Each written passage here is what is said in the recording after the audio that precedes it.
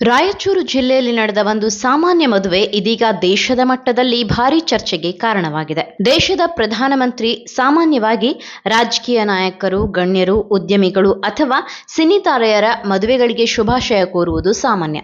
ಆದರೆ ಈ ಬಾರಿ ಪ್ರಧಾನಿ ನರೇಂದ್ರ ಮೋದಿ ಅವರು ಸಿಂಧನೂರಿನ ನವಜೋಡಿಗೆ ನೇರವಾಗಿ ಸಂದೇಶ ಕಳುಹಿಸಿರುವುದು ಎಲ್ಲರಲ್ಲೂ ಕುತೂಹಲ ಮೂಡಿಸಿದೆ.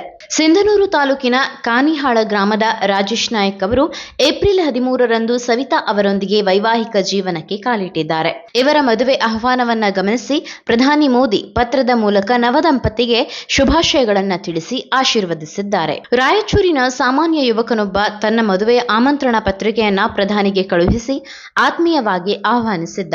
ಈ ಆಹ್ವಾನವನ್ನ ನಿರ್ಲಕ್ಷಿಸದೆ ಪ್ರಧಾನಿ ನರೇಂದ್ರ ಮೋದಿ ಅವರು ಸ್ಪಂದಿಸಿದ ಈ ಹಾರೈಕೆ ಪತ್ರ ಇದೀಗ ದೇಶಾದ್ಯಂತ ವೈರಲ್ ಆಗಿ ದೊಡ್ಡ ಮಟ್ಟದಲ್ಲಿ ಚರ್ಚೆಗೆ ಗ್ರಾಸವಾಗಿದೆ. ಕರ್ನಾಟಕದ ಒಂದು ಸಾಮಾನ್ಯ ಮದುವೆ ಕ್ಷಣಾರ್ಧದಲ್ಲಿ ರಾಷ್ಟ್ರೀಯ ಸುದ್ದಿಯಾಗಿರುವುದು ಅಪರೂಪದ ಸಂಗತಿ. ಇದು ಸಾಮಾಜಿಕ ಜಾಲತಾಣಗಳಲ್ಲಿಯೂ ಭಾರಿ ಚರ್ಚೆಗೆ ಕಾರಣವಾಗಿದೆ. ಪ್ರಧಾನಿ ಮೋದಿ ಅವರು ಸಾಮಾನ್ಯ ಜನರಲ್ಲಿರುವ ವೈಶಿಷ್ಟ್ಯತೆಗಳನ್ನು ಗುರುತಿಸಿ ಪ್ರೋತ್ಸಾಹಿಸುವುದು ಹೊಸದೇನಲ್ಲ.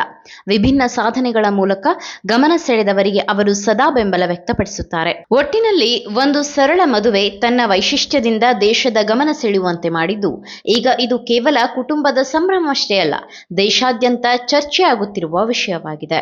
ನೀವು ಸಣ್ಣ ಆಗ್ಬೇಕಲ್ವಾ? ಅದು ಒಂದು ಉತ್ತಮ ಆಹಾರದಿಂದ ಸಣ್ಣ ಆಗ್ಬೇಕಲ್ವಾ? ಪ್ರತಿದಿನ ನಮ್ಮ ಜೀನಿ ಸ್ಲಿಮ್ ನ ಯೂಸ್ ಮಾಡಿ ಯಾವುದೇ ಸೈಡ್ ಎಫೆಕ್ಟ್ ಇಲ್ದಂಗೆ ನೀವು ಸಣ್ಣ ಆಗ್ತೀರಾ.